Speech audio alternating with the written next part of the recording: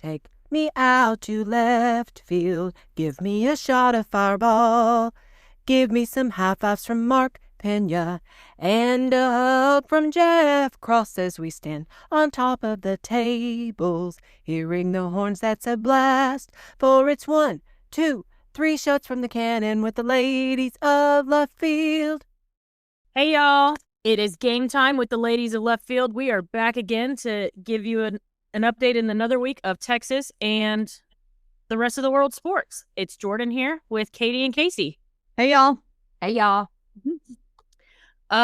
Who wants to take it away with Hot Girl headlines? I'll go first, just to follow up on my comments a couple of weeks ago about the NFL proposed rules changes. Unfortunately, the Tush push rule got tabled, so that was a bummer to me. I was really wanting that to be outlawed. So, but they've tabled that for another year. This is a real random note, but while we're talking about the Tush push, which is connected to the Philadelphia Eagles, I did hear that Jason Kelce and Kylie Kelce had their 4th baby girl. Oh, I did see that. Yes. That's the random thing. So cute, and they named her Finley, which I think is cute, and they're gonna call her Finn. You know, and all their girls kind of have, like, and like my own kid, like names that are kind of go each way, you know, right? Like more gender neutral. So I thought that was cute. Okay, side note. Very cute. Yeah. Congrats to them. I like them. Yeah. And then the one that I wasn't sure how I felt about the whole like automatic first down on a defensive holding or defensive pass interference that did not get approved. So there'll be no changes to that in the upcoming season. So when, you know, depending on your team and if you're on offense or defense and that play gets called, everything remains the same as it has in years past. And they weren't going to do anything. They also were pushed aside the one about the playoff brackets and how the matchups and, you know, as far as conference leaders, wild cards. So, and I didn't really follow that one all the way to figure out exactly what Detroit was trying to recommend there. But so, and they also approved or changed the kickoff touchback. It's going to move to the 35. So they'll still have that. The kickoff location is still going to be farther up, like they changed it last year and all that stuff. They said that they felt like they saw a significant improvement or just more excitement with kickoffs, and it wasn't just always touchbacks. So putting it to the 35, that'll try to like keep people from, you know, just automatically doing the touchback. So there you have it. There's your NFL rules updates. That's so funny. You're like, no, they didn't do this. They tabled that. I was like, did they do anything or just start a bunch of drama for no reason? Right. Yeah. They did something. Okay. My headline is something I honestly didn't think it was going to be that big of a deal when you saw it like on opening day, but the Torpedo bats, everybody's talking about this. I was in the bookstore and they were talking about this. So just kind of wanted to update everyone, all of our hot girls listening to the ladies of left field, what the heck a torpedo bat is. So it's essentially like what they've done with the bat is change the shape a little bit. There is a former MIT physicist, Aaron Lehnhart, who was a Yankees analyst, and they essentially looked at the bats and figured out like where players were making the most contact and have made the bats wider at that point. What that does is it makes the contact point bigger. It also moves weight closer to the hands to make the bat easier to swing and control. So it's still a legal bat. The definition of a bat is just it shall be a smooth, round stick, not more than 2.61 inches in diameter and not more than 42 inches in length. So it is still a legal bat, but the Yankees hit 1 zillion home runs in opening weekend, so everyone was freaking out. The other thing is the Yankees aren't the only ones using it either. They just had the analyst that kind of came up with the idea. So when Torpedo Bats comes up when you're out at happy hour or brunch this weekend, now you know what the heck a torpedo bat is. Yeah. I love it. Nothing like learning new things. So fun. All right. I'm just going to do college basketball and keep everybody updated on what's happening in the Final Fours. We're going to go ladies first because why not? And so our Lady Longhorns, as we all hoped and predicted, are in the Final Four. You guys, it's a matchup we were all waiting for yet again. We play South Carolina Friday night at 6 p.m. So be ready. South Carolina's coach is Dawn Stanley. Dawn Stanley is known to be an amazing coach. She played in the WNBA. She is like intense. So we're all very hoping that our Lady Longhorns pull that game out and, bring it to the championship game. Other side of the bracket. This will be our fourth time to match up with them this year. Yes. Fourth time this year. Yeah, that is nuts. After not playing it like at all. It feels like you never saw them, and then all of a sudden it's like, welcome to the SEC. Here we are. Playing the hardest team all these times. Yep, absolutely. Also on the other side, UConn, who's actually a number 2 seed, is playing UCLA.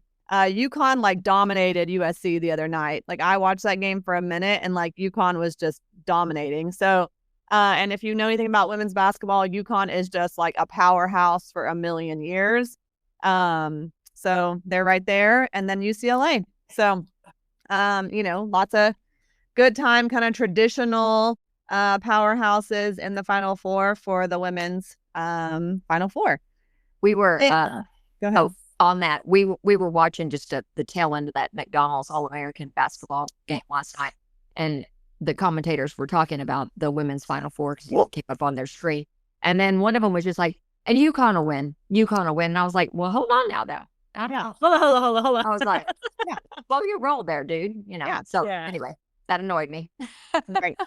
We'll come back to women's basketball in a minute. We got some good Coach Schaefer stories to share, but we'll go to the men's Final Four as well. So number 1 seeds all the way around the bracket, like no upsets at all. So we got Florida and Auburn playing. This is also an SEC matchup. They're Saturday at around 5 o'clock, 5:09 p.m. And then we have Houston playing Duke, also 2 number 1 seeds. They're playing Saturday after the 5 o'clock game. So they're estimating that to be around a 7:49 p.m. So good times. I mean, if you went kind of no upsets in your Final Four bracket, then you are probably still in there. So good for you. I haven't checked my status.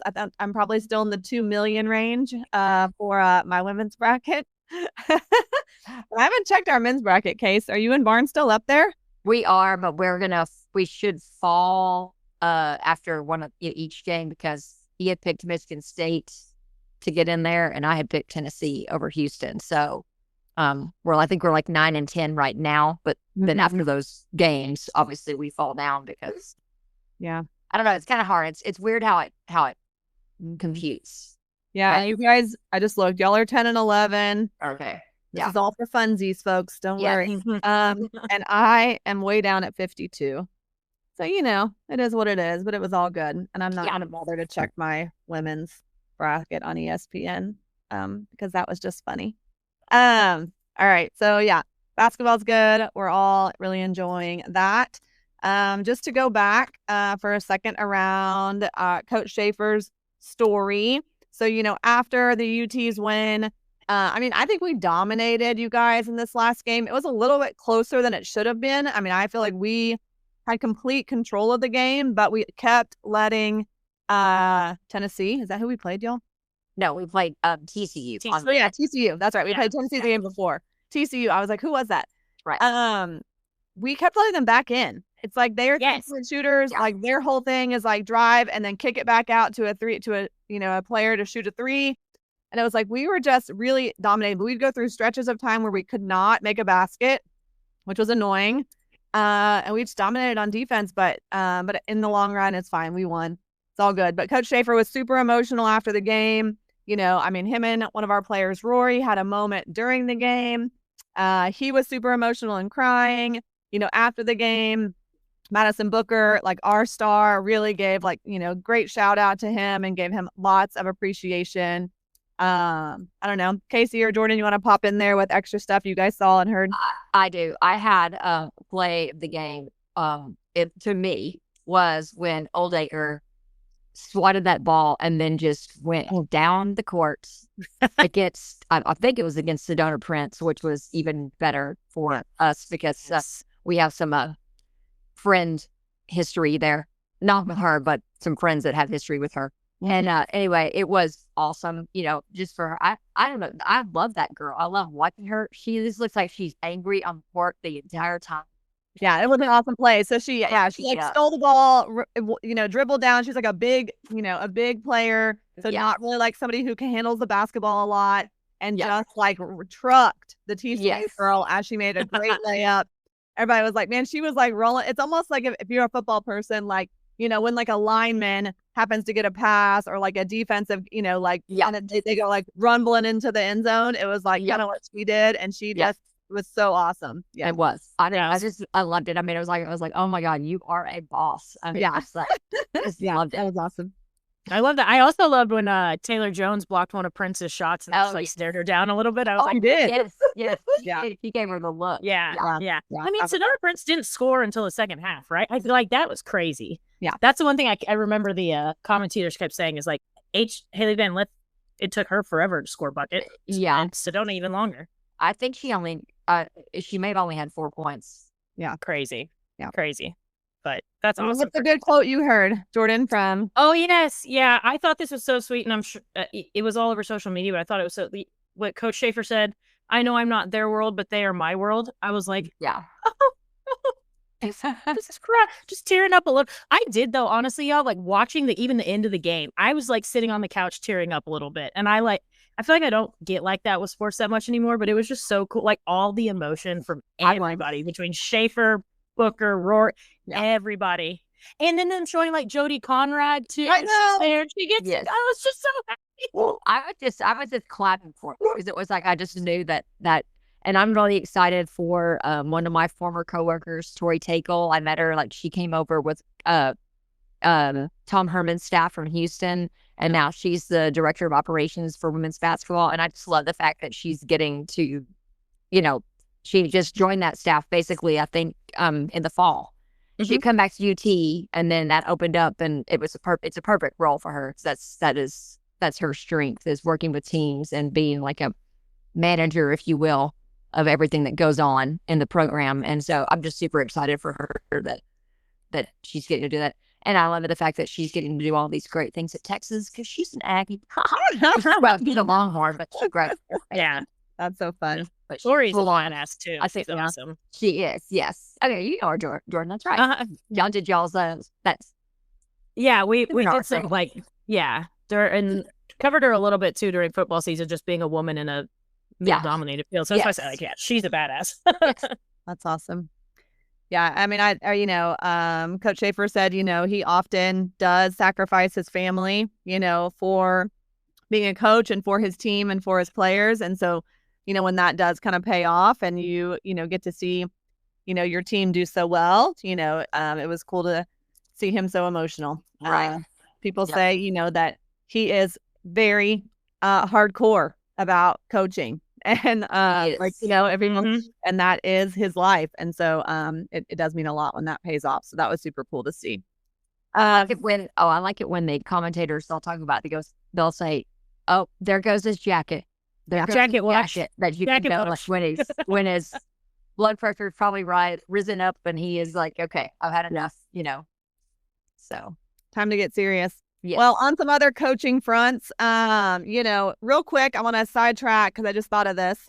Also, and we were watching the Houston, Tennessee men's game at Matt's El Rancho, and it was the most boring game. Yeah, Rick Barnes, previous Texas basketball coach, it was horrible, y'all. I mean, Houston killed them. I have never seen a men's basketball team like in an Elite Eight game, or even hell, maybe in a whole March Madness, not score that. They scored nothing. Like, what was it, Case? Like at the end of the first half, they had like 15 points. 15 points. Yeah. It was crazy. It was almost unheard of. Yeah. We were like, well, this is boring. Well, also, and good thing we're at Matt's, and so we don't have to really pay attention. Yes. But, so just say that's a Rick Barnes thing. Also in former Texas basketball coaching news, our good old buddy, Chris Beard, or maybe Barnes' good buddy, Chris Beard, has been coaching at Ole Miss. He had a good season. Team went to, the tournament, NCAA tournament. And there was talk about the Texas A&M Aggies trying to get old Coach Beard to come to A&M, leave Ole Miss. And there was lots of talk that those Aggies are wanting to do that to kind of throw it back in Texas's space, since Texas took Coach Schlossnagle from the Aggies. So a little roundabout gotcha back. And then we hear that Chris Beard said, no, thank you. No, thank you to that little College Station town, and no, thank you to the traditions and the culture of Texas A&M. He re-signed, and he is staying at Ole Miss. So there you go. Aggies didn't get us this time. No. Love it when that happens. Love it when that happens. They're in a quandary over there. They're struggling. They've got Struggling with their baseball team, struggling with their basketball team. Yeah. So, we'll see how that goes, but not today. Not today, A&M. What else we got, y'all? Feels like it's baseball time, which is like happy, but also a little bit of a bummer. Yeah. The biggest thing, obviously, was hearing about the Ballou injury, which as an update, Texas said he's missing time. They say he's week to week, but they also told Kendall Rogers of D1 Baseball that he's probably going to miss the rest of the regular season, which is not ideal. But on the flip side, the Galvan and A-Rod injuries don't appear to be bad. Galvan DH'd on Tuesday night, right? Yep. Yes, he did. He did last night. He got a hit. So okay, so at least there's that. 3 would have been rough. 1 Ballou is rough enough. Right. 3 would have been tough. Yeah. And I don't know. I mean, A-Rod did not play last night, and people don't really. I guess they were just resting him. I mean, there's not been a lot of news on his front. So, but yeah, I mean, we're all being told that he should be fine and coming back. And Ryland did play last night, so that's a good sign.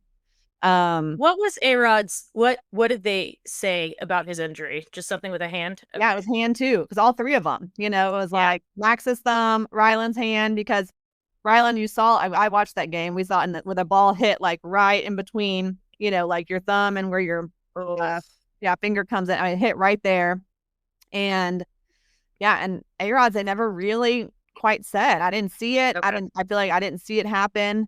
Max's I saw, like I was like, oh, as soon as he kind of dug down for that ball, I was like, Mark, he hurt his thumb. I was like, you could tell he like either jammed his thumb or broke his thumb or something is bad. And then we kind of didn't hear, and it was like, heard the news the next day that he wasn't going to play because he really couldn't, it's his catching hand, so he couldn't really like close his gloves. And then it's also like holding the bat was really difficult to grip the bat with. I mean, your thumb is a pretty critical little thing here in baseball. So you need thumbs. You need thumbs. Yeah. So that's a bummer. But Big Willie is playing great. Last night he started okay, and then like he had a chance to kind of win the game for us at the end, which is a lot to put on one kid, but still, I was like, man, you're hot. Like let's do this. So I mean, we were winning the game for most of the game, and then Texas State, they can play. They're and they do every time too. Yeah, but that's the thing with Texas State is they show up every time they come. Like they pitch the Friday night starter. I mean, they come to play like it is, not a Tuesday night game. I mean, they're playing like it's a Friday night, Saturday night game. We had like you were saying, Kate, we had multiple opportunities with some, with runners in scoring position and only one out. And didn't take advantage of kind of getting a lead and kind of digging in.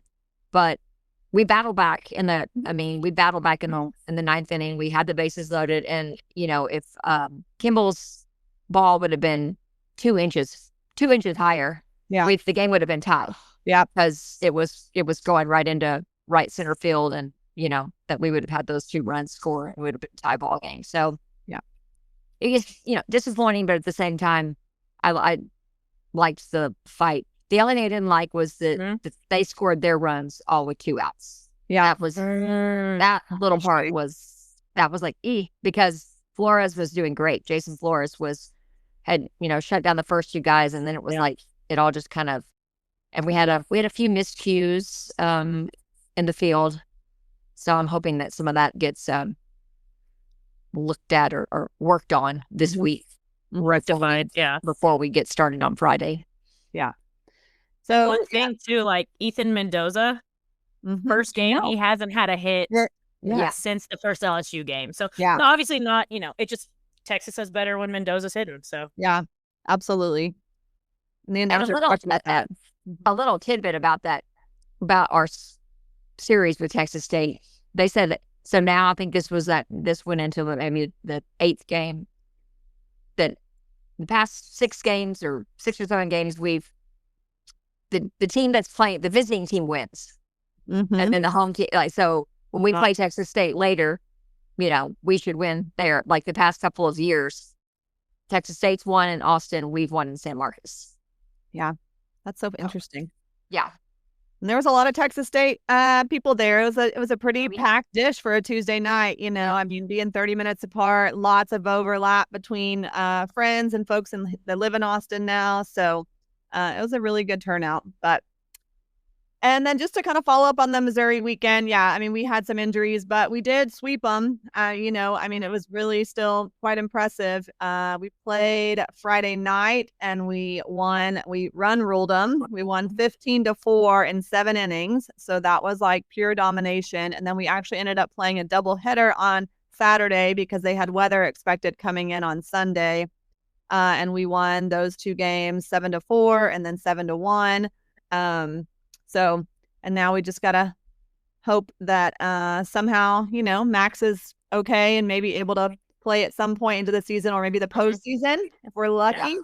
Yeah. And then, that Rylan and A-Rod are okay and can come back pretty soon. Because we got a big series this weekend, y'all. Big series this weekend.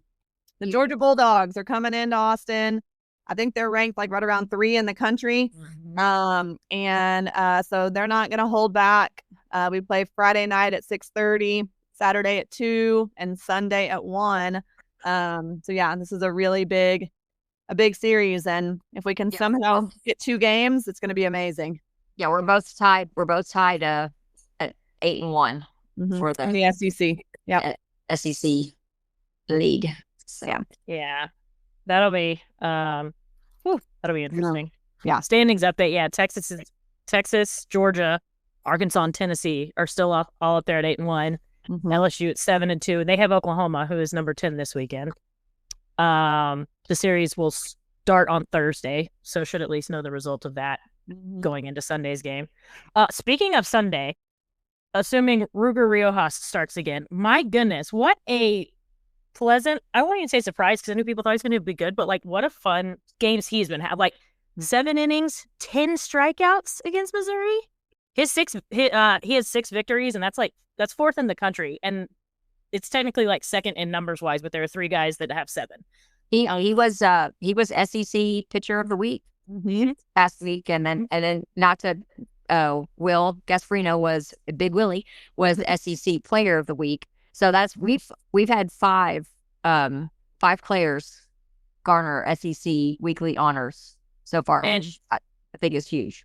Love it. Josh White, the baseball SID, actually, like while we're sitting here, Big Willie is also named the National Collegiate Baseball Writers Association Hitter of the Week. That just came out. So, yeah, love that for him. Love that. But it'll be interesting with the pitching against Georgia's bats, which are spicy. Well, and also we're dealing with weather here this weekend, so we're gonna have to see what all. I know. I don't know how they're going to fit these games in, Case. I mean, it looks bad. Like, it's expected to rain all 3 days, really. So, we'll see what they have 3 days. Well, I'm hoping. I was hearing more that like Friday night and Saturday morning. So I'm hoping maybe there's maybe it gets pushed to time. But I don't even. It may not even have to get pushed back on Saturday, and then either do a doubleheader on Saturday or do a doubleheader on Sunday. Yeah, actually, Sunday's clearing up now. So okay. So I'm really needing things to stay on schedule on Saturday because that's when we have the 1975 baseball team recognition, and I'm point person. I'm collecting cell phone numbers now because they're already all going, what happens if the weather is bad? And I'm like, I'll let you know. Tell us a little bit about that celebration, Case. So in 1975, the University of Texas won their 3rd baseball national championship, and it was Coach Gus's first. So this that almost all of that team is coming back to be recognized And they were pretty well. They were a stout team. Keith Moreland was their catcher, and third baseman. So, and he's a famous major leaguer, but you've heard his name before us discuss him. Football, baseball, all of it. We love him as an announcer and a storyteller. Yes, exactly. So he'll be calling the game. So he knows about it. I made sure that he knew. I was like, I know you've got other things going on, but just so he goes, I'm all good. Yeah, I got it. But their pitching staff, there's three men, and they've asked if they could all throw out the first pitch simultaneously because they didn't want to. We told them that they had to pick because none of us wanted to make a selection on who. And then Coach Gus isn't here anymore, so his daughters will be there representing his family.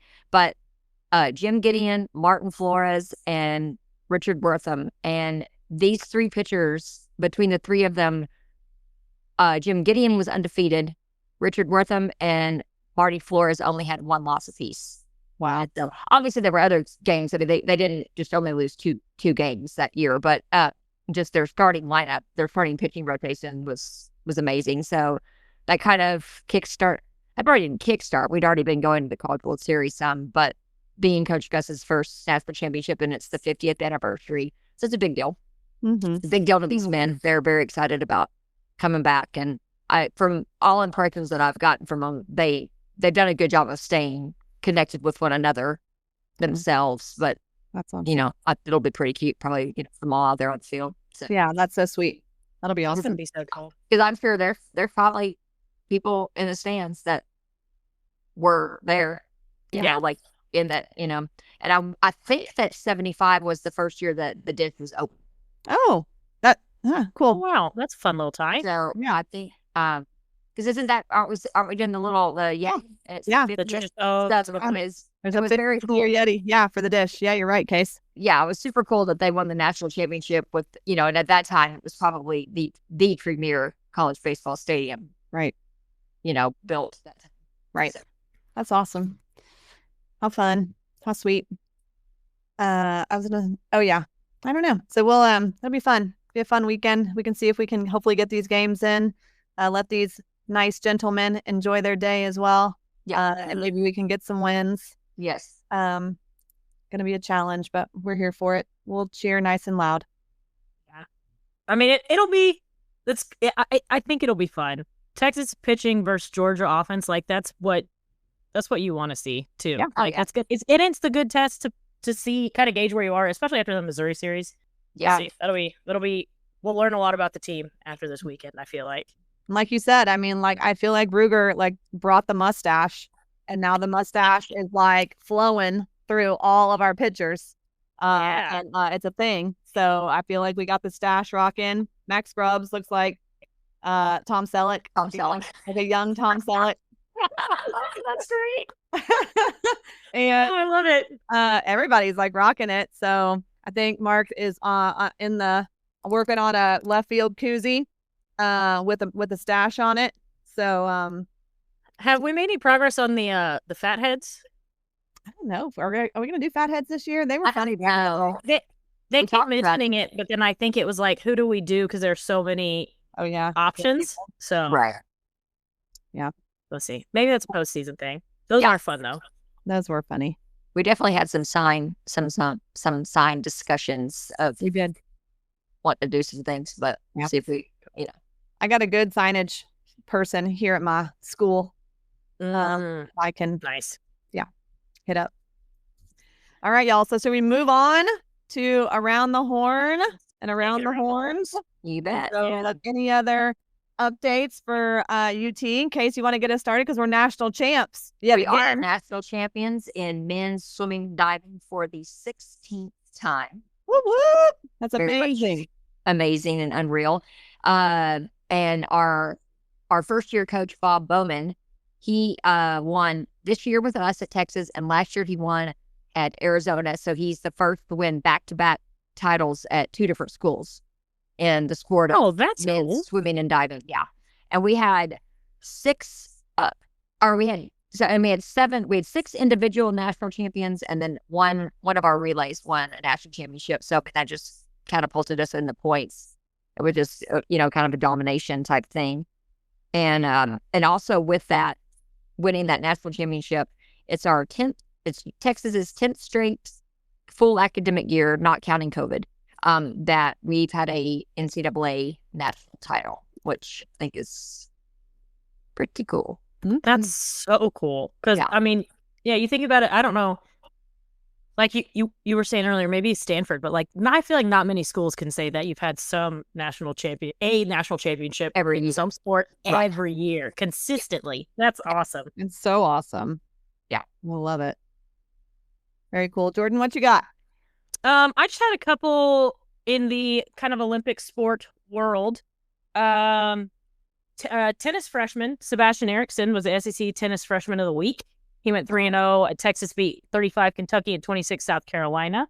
Huh? So tennis is still rolling. And then on track and field, Kayla Garrett and Kendrick Smallwood were Texas's first SEC weekly honors for this season. So everyone's being awesome, I feel like we say Yes. that every week pretty much, with the exception of like, sorry, men's hoops, but everyone else is Right. doing really well. Yeah. I like softball. They didn't sweep, but they took the series against Mississippi State. Still atop the SEC. It was weird when I went to go look because Texas is 7-2 and Oklahoma is 9-3, but our winning percentage is better. So Texas's winning percentage is better. Right. So, and it's really those two schools at the top of the SEC too. So, Yeah. they head to Missouri this weekend. That'll be fun. And that's really all I got. That's all I got Texas wise. I've got a few more. Katie, Yeah. you got anything?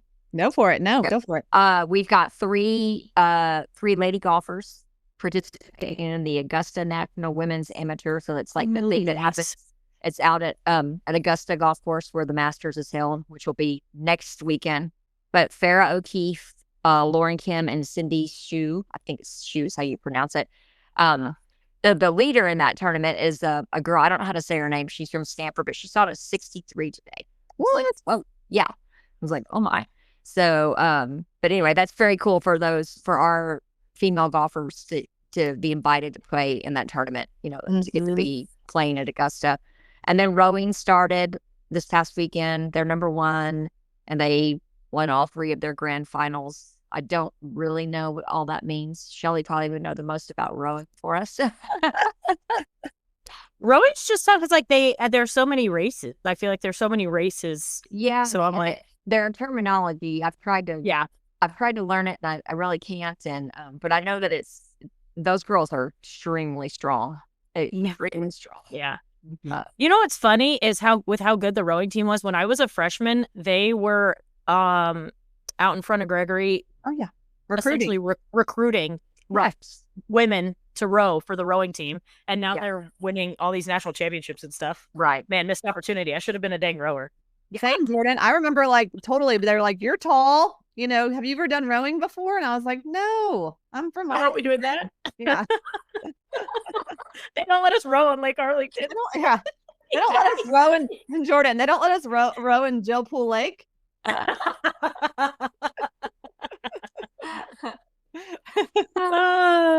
But that's awesome. That sounds like a sport where you have to have some money. Nope. Yeah. Anyways, that's funny. Oh, I was gonna say too. On the women's hoops. Sorry, Kasey, I cut you off. Did you have more? No. The men's golf team didn't win something this week. They must not have been No. playing. They're not playing. They're actually, well, they are. They're on their way. They're playing. Okay. But I think it starts after this women's tournament wraps up. Aha. Okay. The only other thing I forgot, and we should have brought it up when we were talking about the women's basketball team earlier, is Madison Booker on the Wooden Award finalist list. We're talking about everybody in the Final Four. It's Lauren Betts from UCLA, Paige Beckers from UConn, Hannah Hidalgo from Notre Dame, and Juju Watkins from USC. So, obviously I'm rooting for Madison Booker, but then I'm also kind of rooting for Juju because of the injury stuff. So, if Maddie doesn't get it, I hope Juju does. Right. Yeah. I'm looking forward to hopefully some good basketball, men's side and women's side. And a Texas one, but also we did, and we do have our little barn. My husband bought one of those little portable carry TVs like that Adam has. Nice. We'll have that out there in case, because I know Adam, I don't know if he's planning to be there on Friday or not, but he has his concert this weekend. some of our Step in. some of our yeah. bails on us to go to their concert in Georgetown. It got super like conscientious in the Twitter group message for a second because like I think half of the Twitter group is going to two-step in, and of course Mark is roasting everybody. Yes, fairly. But, On how it's going on our group chat as well. although I will be in Chapel Hill for #1 Boston College versus #2 North Carolina women's lacrosse. all right. If you don't have anything going on at 10 a.m. on Saturday morning on ESPNU. Yeah. But that'll be fun because it'll be close to Durham. So I was contemplating if I just stay that night and go like hang out to watch the Duke game, just because I think the atmosphere would be fun. Yeah, totally. You should. That sounds great. I'm hoping that we get our baseball game in either earlier or on time because PJ has her first dance performance Saturday night at 6:30. Oh, that's right. Yes. So that'll be highly entertaining. We'll see how that goes. She has a 3-hour long rehearsal tomorrow. I'm like, I don't need to stay for that, right? The rehearsal, I can drop you off and come back in 3 Tomorrow hours. after school. Wow. Yes, from 4:30 to 7:30. What? My gosh. Wow. Holy. It's like, how are you gonna maintain the attention of a bunch of 7 and 8-year-olds for 3 hours? 3 hours. So maybe you and Mark get to go to happy hour? That's what I was thinking. I don't know what Mark's doing, but I think at least me and Puka are gonna go to happy hour. Okay. Good. Yes. All right, y'all have anything else sports wise? We did a great job today. Like, Yeah. I don't think What's so. going on? Was spring practice is still going? I haven't heard it. No. I've seen him. I've seen him practicing over there on 35 as I watch him as I'm driving over. So that's all still happening. And then as we I'm trying to pay a little more attention to following the NBA playoffs. I've heard, since it's getting Steph Curry went off last night also. He scored 50 or 52 points. And so they're battling to be in the play-in game. And miraculously, I saw that the Mavericks were in 9th place. I thought, good gosh, I had no idea. Because I kind of gave up on them, unfortunately. And This is the Dallas Stars already playing the playoffs. Yes. Like I love hockey. I actually I took Winnie to it's called the Pooch Party at the minor league hockey game here. It was so cute. But yeah, I thought I knew there was still quite a few weeks left in the hockey season. So when I got the push alert about the Stars, I was like, oh, we're gonna have to lock in again because I had not been paying that much attention just because I had other stuff going on. So yes, I would be watching much more Stars hockey. If I could get my cousins on here with us, they would give us all the lowdown on hockey. They are Stars fanatics, and they know. Let's bring them on. Posty once the playoffs Cup start going on. Yeah, bring them on. Right. Because I love hockey. I there's so many games, so you can't watch all the games, but playoff hockey is fun. I would love it. Yeah, yes, I watch it when that's happening, but I still sometimes I'm just like, oh my gosh, my head's like going back and forth. Swivel. I can't keep up with that puck, and then when they're like whistling icing, I'm yet to figure out icing. I'm like, I can't get it. I don't see it. I've heard that before. I've heard it's like some people say you would say that about targeting in the NFL. Yeah. You don't really get it. I mean, you know what it's supposed to be, but then you really can't always get that correct. I also would say the charge in basketball. I mean, again, we all know it, but sometimes you're like, that was definitely a charge, and then they call a charge. You're like, that was not a charge. They were moving. Right. And so those things are a little bit iffy at times. People say about the balk. Yeah, the balk in baseball. Yep. I think people would say the same thing from time to time. Which there was one last night. Yeah. Our game at the state. And I did not see anything significant, and it benefited us, but it was hard for me to see that he really did anything. Of course, on SEC Plus, you're not going to get clear. Right. Your replay footage is shaky at best. Mm-hmm. But yeah, so that balk stuff happened last night, and that pitcher remained composed because that was the inning that we went ahead and we could have scored a lot more, and he calmed himself down, and he did look peeved for a minute. He did. Yeah, he looked like he was about to lose. But he looked peeved. They all looked the same. I kept waiting for the one that would come in that talked to himself that beat A&M at the beginning of the season. But I don't know if that pitcher ever came in, but they all have the same like long hair out of their, underneath their hat. So it's like I couldn't tell for sure, but no one ever fully, got talking to himself the way that there was that, clip of them when they beat A&M. Alex Valentin. I remember that. That was great. Man, I kind of wish we would have seen him just to watch that. Like, yeah. I would have been like, so funny. Anyway. All right, y'all. I'm off. I got to run to another PTA meeting. Good luck. All right. Have a good Okay. weekend, everybody. I'll keep my fingers crossed for good weather for you guys. Thanks. And win. Come on. See you Win, next. of course. Yes. See you in left field. See you in left All field. right. See y'all in left field. Bye, y'all. Bye. Bye, everybody.